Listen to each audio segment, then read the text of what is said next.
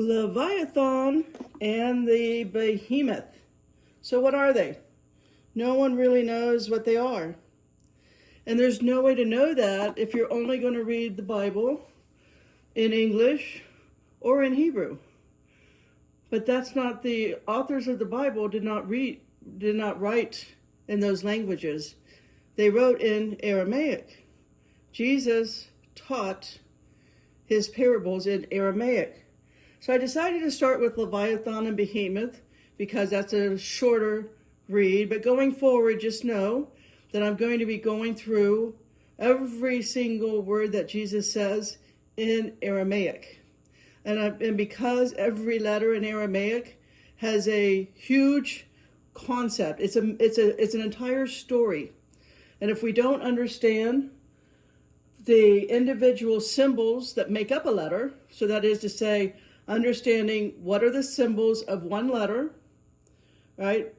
The yods and the vavs and so on. If we don't understand the individual meaning of the symbols, and then if we don't understand the combination of putting the symbols together that make the alphabet, then we can't really understand the deepest, the in-depth knowledge that Jesus was giving us in his parables. So going forward, if you just want to stick in that comfort zone of just English and only knowing a one-word understanding in Hebrew on the words of Jesus, then you're not going to like my videos, right? Because I'm going to go when you're working 12 hours a day, 7 days a week for 6 years now with Holy Spirit is going to transition you into reading in the language of the letters of light that made your soul, the language that only your soul knows, and the language that can understand the depth to what Jesus was teaching us.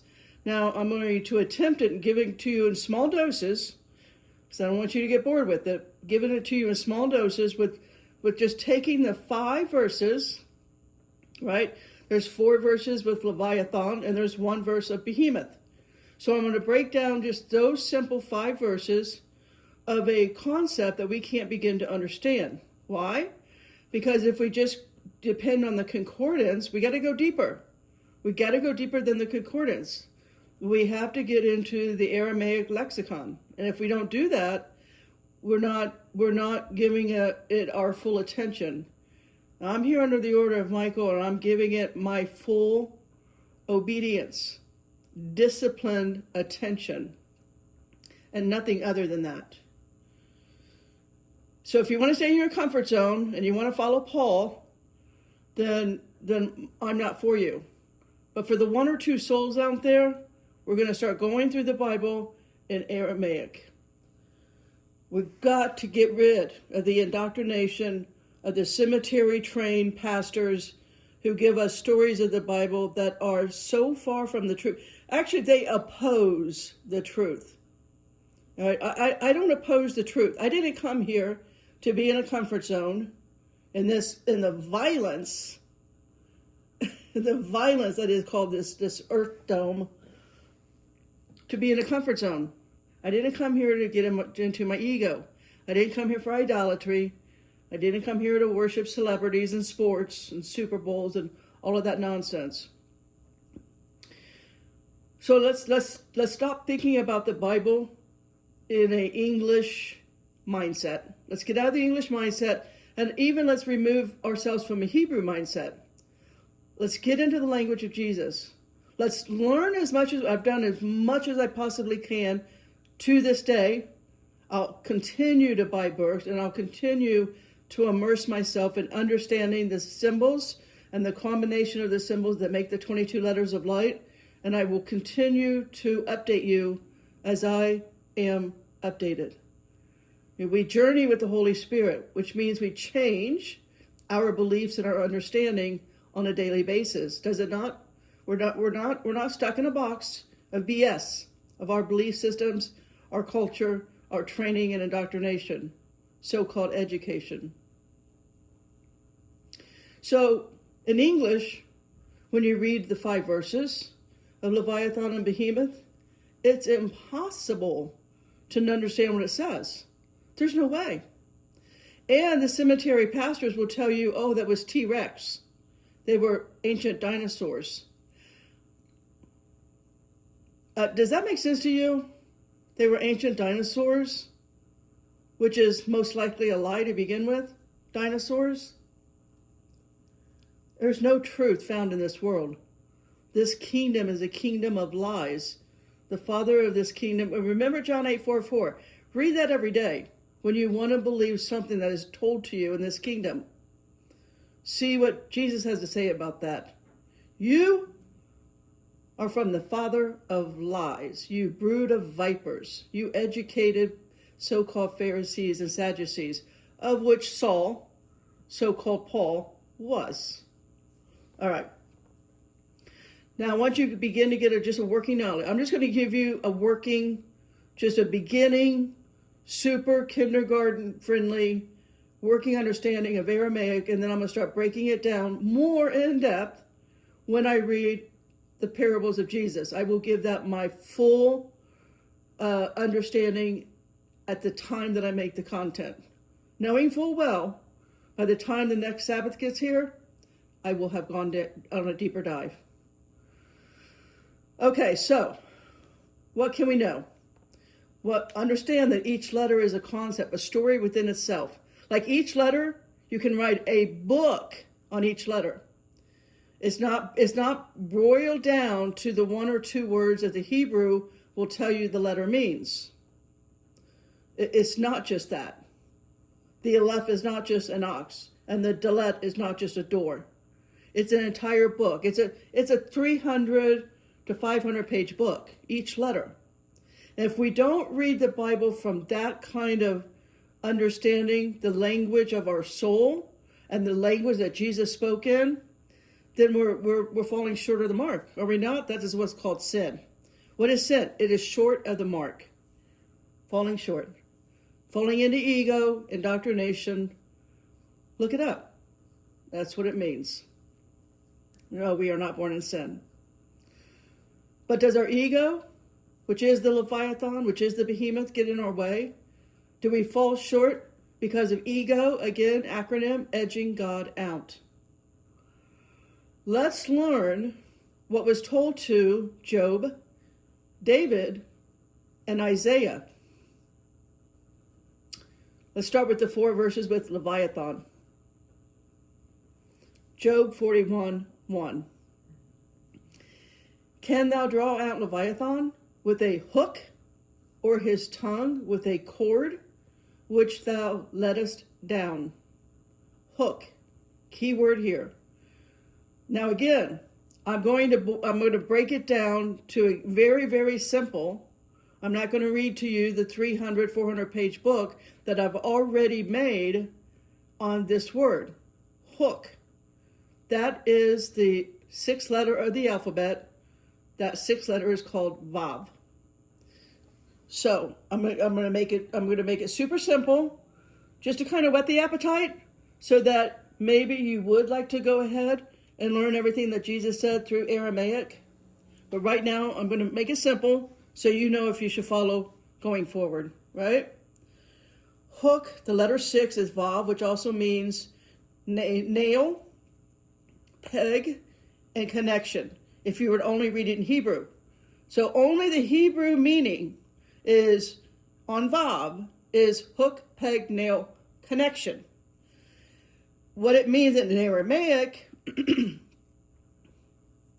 simply put, connection to divine. It's the reason for the so-called nails in the hands and feet of Jesus, of which he was never on the cross. He never bled out for us. We are not born in sin. You got to let go of that story. That's indoctrination. Once you let it go and get into what Jesus actually said. So, what he is teaching us through his language, not yours, not ours, you and me, Betsy, English or Hebrew. If you do a quick study on Vav, you will find that Vav is Jacob's ladder. Jacob's ladder is rooted in the earth, that is us human vessels, rooted in the earth, but the knowing of the God within a earthbound soul in a body, not in ego of the Leviathan, not in your belief systems or indoctrination. All of that is Leviathan on your soul. That's the entrapments, that's the snares and the nets. We call it education. The ways of this earthly kingdom is Leviathan.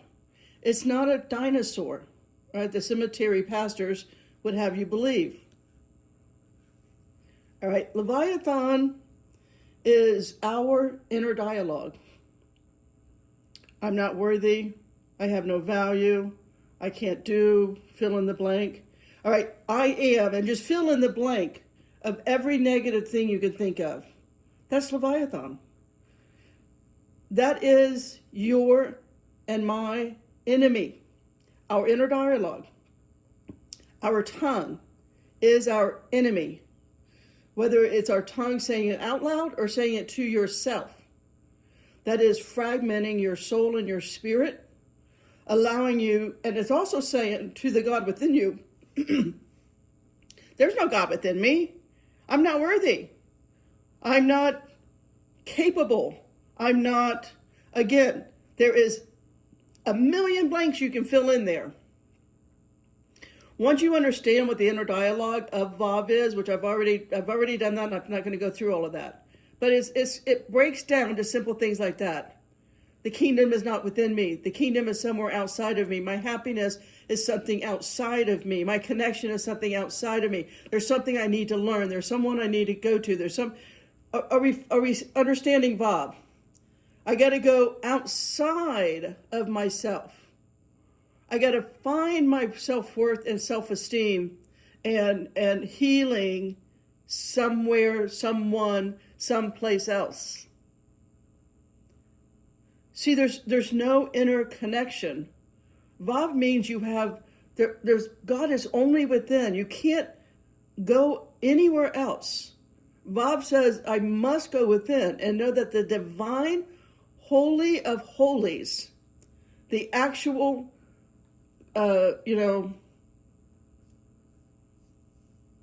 what's the word I want? What was I can't think of right now. It's I've got two of them in my house and I can't think of what their name. They were considered the Holy of Holies, but there's a name for them and I can't think of what it is right now. Anyways, moving on. The Leviathan is how we fragment ourselves due to our upbringing. Everyone calling us, we were born in sin. You're a sinner. That's shame. That is manipulation. That is humiliation. It's abuse towards ourselves. And Christians do this on a daily basis. Only God is within you. How can you be born in sin? Now you can miss the mark. You can go into ego. What is bigger than Leviathan? For a human, it's your ego. It's your belief systems. It's your culture. It's your tradition. It's your training and education. That's Leviathan. It's something that only you can tame. No one can catch it. No one can do anything about your ego other than you. That's it. No one else can come and beat your ego out of you. To beat you into submission. Yeah, you can be beaten into submission, but that doesn't destroy that the ego is going to turn on you. Your own belief system, your own inner dialogue is going to turn on you and eat you alive. Talk to any survivor out there that were victims, and almost all of us are. Whether we're victims to our parents or some cult we were put in or education or aliens, abductions, all of the above. Leviathan is you and me, Betsy. Are we seeing it? Well, let's read some more. Psalm 74:14. What does David say? Thou breakest the heads of Leviathan in pieces and gave him to be meat to the people inhabiting the wilderness. Once you understand the story of Resh, Resh is heads. Here in Psalm 74:14, heads is plural. Heads with an S. That is Resh. Resh has the value of 200. Again, a quick understanding. I'm just doing a little thumbnail here on this letter of light. It is the qualities of being a righteous leader, never a follower, and represents infinite exponential growth with constant transition and flow in life, breaking down into pieces of your ego and building anew. Now, in Psalm 74:14, we also have a word here that is the value of shin. Shin is the value of 300. That's when it says, gave him to be meat to the people. Okay, that's shin. Shin means to consume. All right, the meat to the people. Now, why does it say the meat to the people inhabiting the wilderness? The wilderness refers to us in our ego, basic animal nature of the flesh desires. So Shin teaches us the fire of transformation as we must go through the furnace, as did the three friends of Daniel. Remember? Abednego, whatever their names are, the three friends of Daniel, they did go into the furnace, turned way up, and no harm came to them. This is about breaking the ego, the Leviathan, by purifying our thoughts, by aligning with the whole of creation and the kingdom within us. That's how we are purified. Aligning with the kingdom within. That breaks the heads plural, of Leviathan. You cannot consume endlessly to be in your animalistic nature, to be under the yod, the first 9 letters of the cycles of creation. Once you understand the first 9, then you understand yod 10, and then going upward. Then you'll really understand what kingdom, when Jesus said, I am not from this kingdom. This is not my kingdom. Let's read another one of David's in Psalm 104:26. There go the ships. There is that Leviathan, whom thou hast made to play therein. Wow, what do we have here? Once you understand the letters, you understand we have a mem, the value of 40. That is the living waters. If you want to get baptized, you do it with mem, not by a cemetery-trained pastor.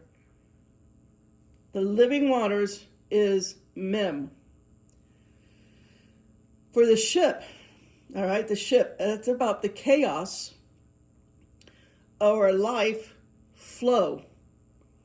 So the letter mem is related to motherhood at a planetary, personal, and human levels, and to all things that are related to what motherhood provides and symbolizes, such as protecting the process of growth, providing safety, support, accompaniment, and love that has no boundaries, unconditional, which always gives without counting the cost. That's mem. And again, it's a 300-page book, but I'm just giving you a thumbnail. That's all I can do right now today. Now, when I get into the red letters of Jesus' parables, I'll be giving it the whole book. I'll be throwing the whole book out there for those who have ears to hear. What about Isaiah? What was Isaiah told about it? Well, let's read Isaiah 27:1. In that day the Lord, with his sore and great and strong sword, shall punish Leviathan, the piercing serpent, even Leviathan, that crooked serpent, and he shall slay the dragon that is in the sea. Now I love this one. I just love it. It's about the only number I actually have in my chart, which is the letter Zayin. Zayin is like Elijah the prophet. Elijah is the epitome of Zayin. That is to say, Zion. It's spelled Z-A-Y-I-N. I call it Zion, okay? Elijah, remember? He went in front of the evil Ahab and said, only by my word will it rain. And for 3.5 years, it did not rain. That is Zion. The Zion is shaped like a sword, just like Isaiah 27:1 tells you. It's shaped like a sword, and it is the symbol of spirit, sustenance, and struggle. It represents the seventh day of Shabbat, the day of rest and spirituality, which completes the process of the 6 days of creation. It includes the 6 days and 6 directions of physical reality, but also stands as a unique seventh principle or energy, the spirit which activates the physical, the kingdom within activating your body. The Zion is the source of all movement. It is an impregnating principle which activates the creation. Now, we covered Leviathan, right? That's your ego. Ego, indoctrination, everything that gets in the way of you truly and intimately having a relationship with the Holy Spirit, kingdom within.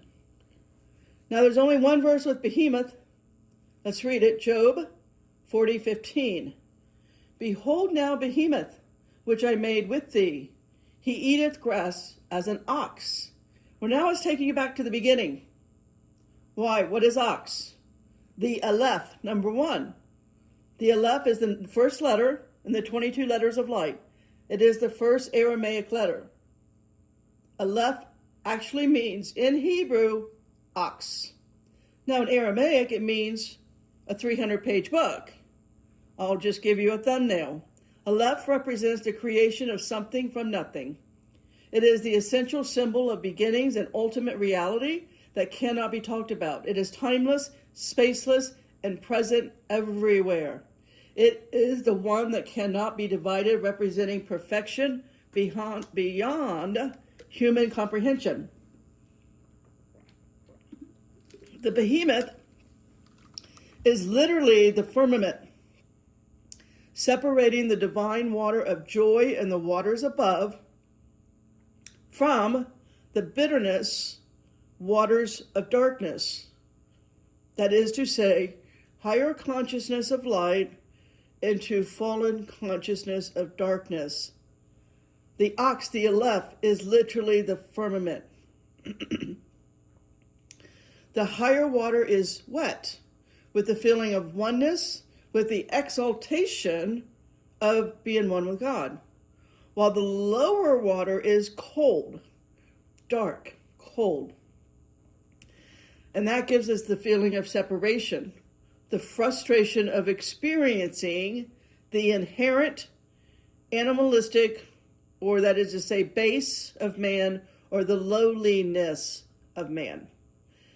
Divine service, as taught by this verse, emphasizes that in fact the primary consciousness of both waters is the sense of the divine, each from its own perspective.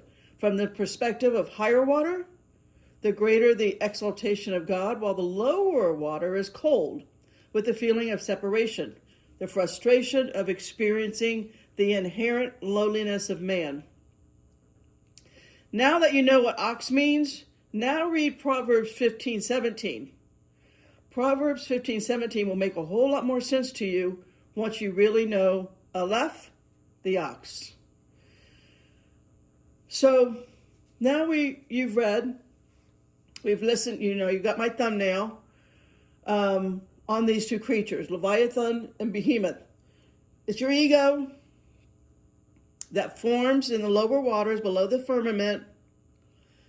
It's your belief systems, your training. It's all of the things that keep you from connecting to all of your abilities so that you can do more than Jesus did. It keeps you from performing miracles. It keeps you on the death-birth cycle and never getting to the higher letters from Qaf, really from Yod, 10, the number 10, to the letter 22. So like I said, if you just read about these two creatures through the concordance, it just assumes, because the writers are clueless, Um, they're talking about some ancient creatures now dead to us in 2026. Does that make sense to you guys? Since the living word is timeless, it does not. The living word knows the end at the beginning. We are being told here a critical lesson, and only those who are disciplined enough will see the lesson. It hit me like a brick to the head, as I've been taking a deep dive now for a while in the 22 sacred letters of Aramaic. It's found in the letter. Everything that I've just said, once you understand that it's all found in the letter Nun, N-U-N, has a value of 50.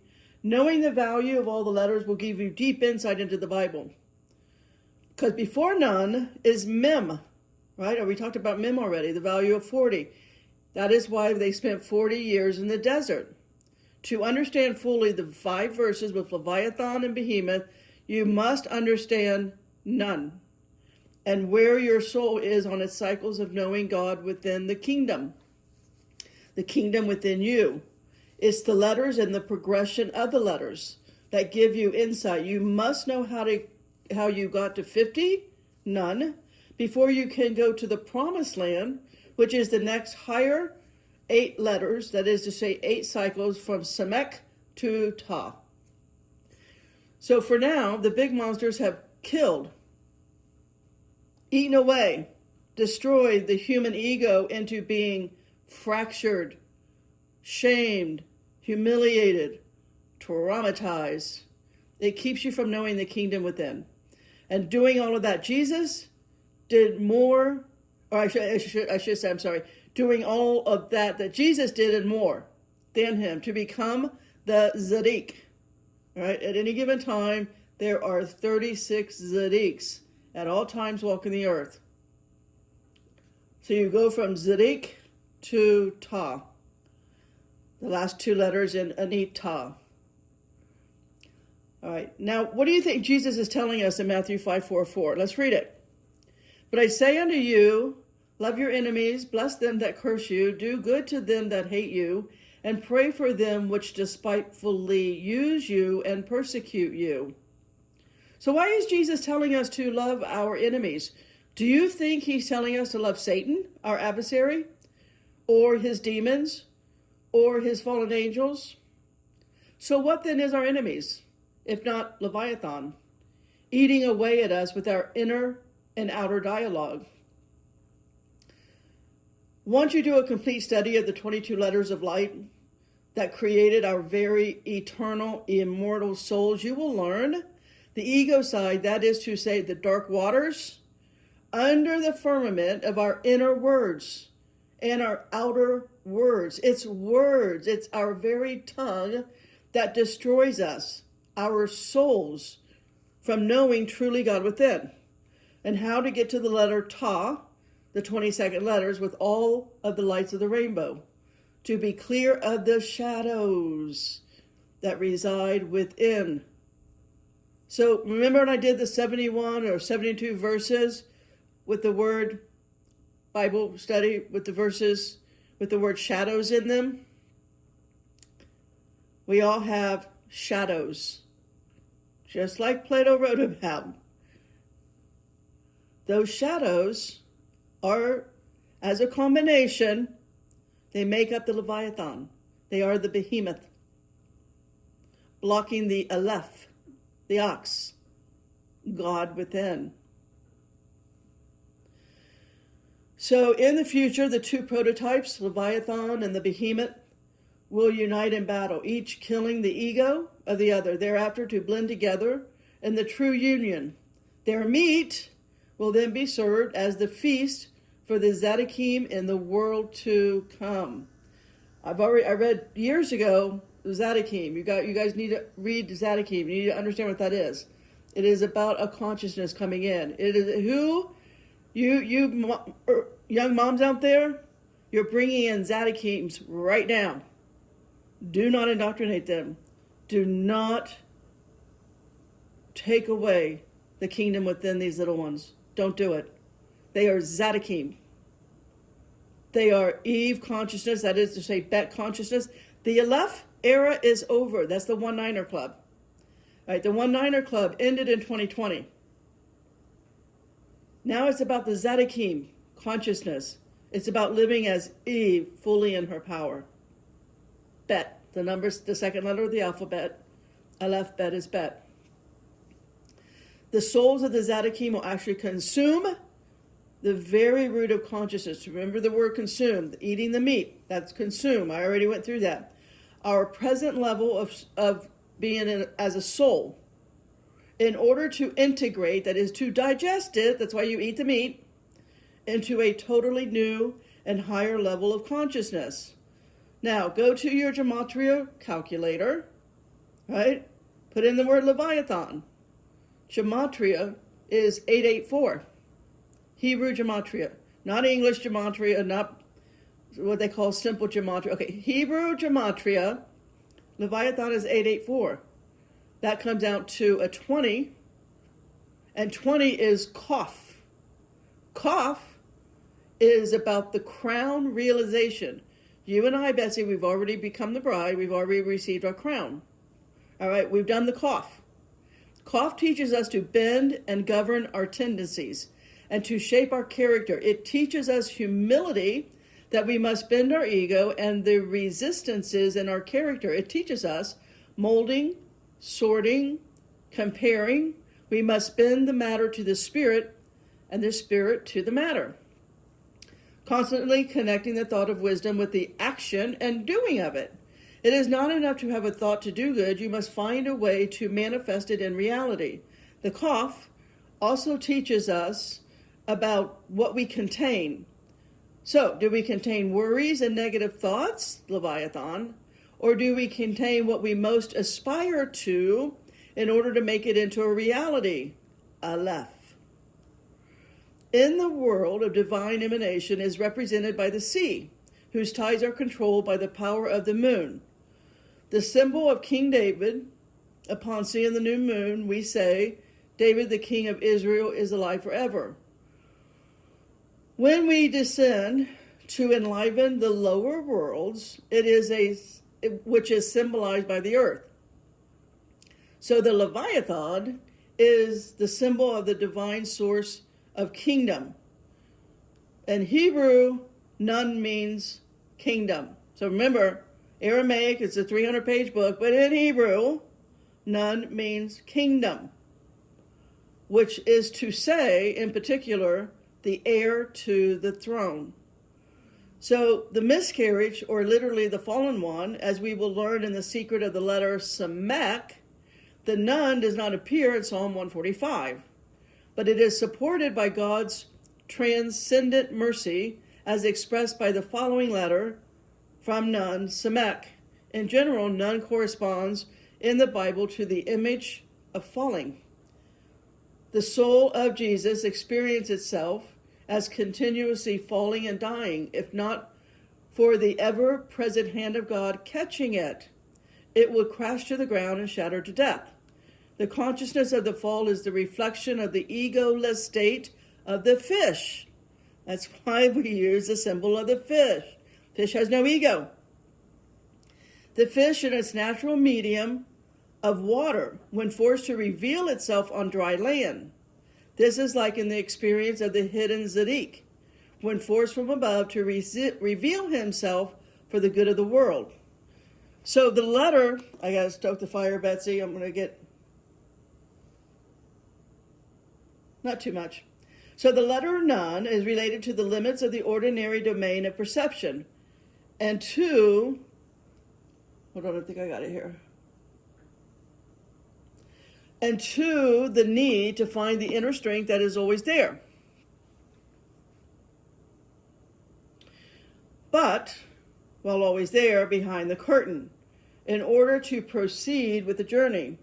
So what we have here, the search that has reached the limits of planetary boundaries, but engraved inside, it is the longing to move on beyond it.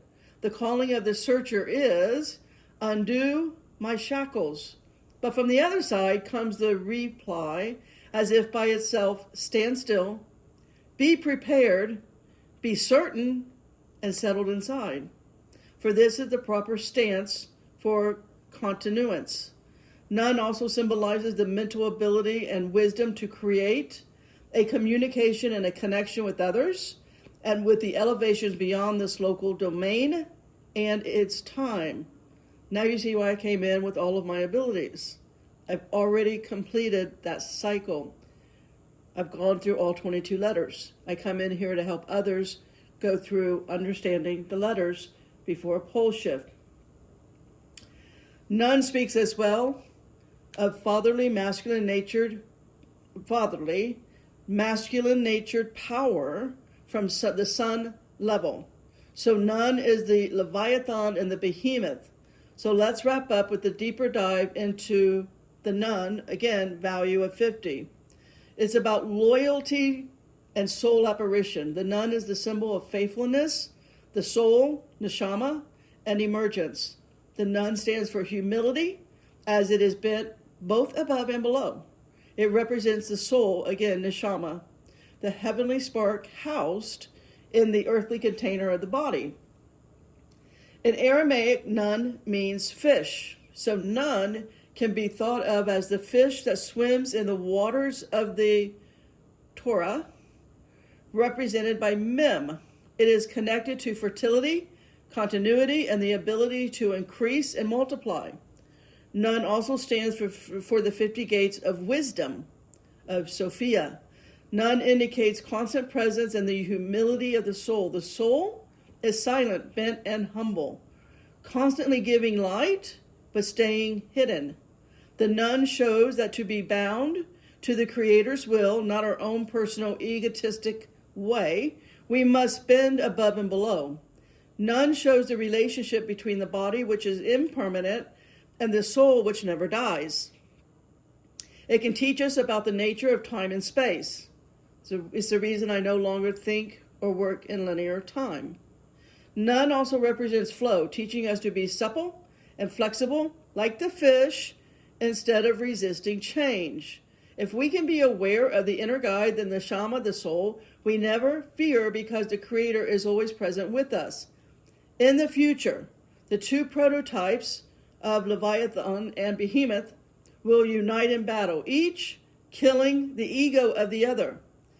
Thereafter, to blend together in true union, their meat will then be served as the feast for the Zadikim in the world to come.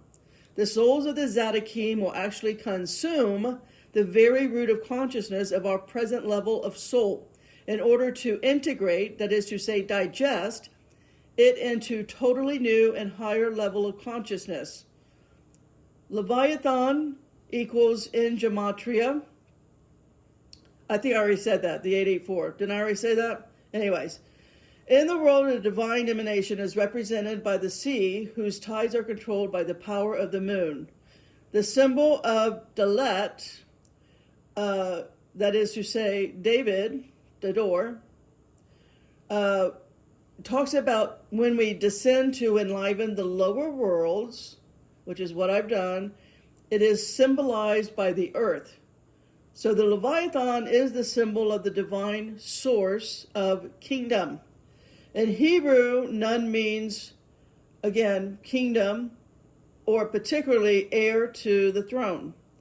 The miscarriage, or literally the fallen one, as we will learn in the secret of the letter Samek. I may be repeating myself, and sorry if that's true, but again, Samek, the Nun, does not appear in Psalm 145, but is supported by God's transcendent mercy as expressed by the following letter, Samek. In general, I think I've repeated this content here. So I'm going to skip down here. The consciousness of the fall is the reflection of the egoless state of the fish. It's a natural medium of water when forced to reveal itself on dry land. This is like the experience of the hidden Zadik when forced from above to reveal himself for the good of the world. The letter Nun is related to the limits of the ordinary domain of perception and to the need to find the inner strength that is always there, but behind the curtain in order to proceed with the journey. Yes, we have here the search that has reached the limits of planetary boundaries, but engraved inside is the longing to move beyond it. The calling of the searcher is, again, undo my shackles. But from the other side, it is saying, be certain, be settled, be ready, be prepared. So none also symbolizes the mental ability and wisdom to create a communication and a connection with others and with the elevations beyond this local domain and time. So I repeated a few things there, but I got so caught up in this study today, I didn't review it well enough before I did a recording on it. But anyway, it's a lot to take in for now. And again, starting tomorrow, I'll be going through Matthew, and just Matthew and John, because Mark and Luke is just a repeat of Matthew. So I'll be going thoroughly through Matthew with all of the red letters through Aramaic, so we can get a deeper understanding and truly follow the way that Jesus is, the way, the truth, and the light. Anita K. Owens, Potter out.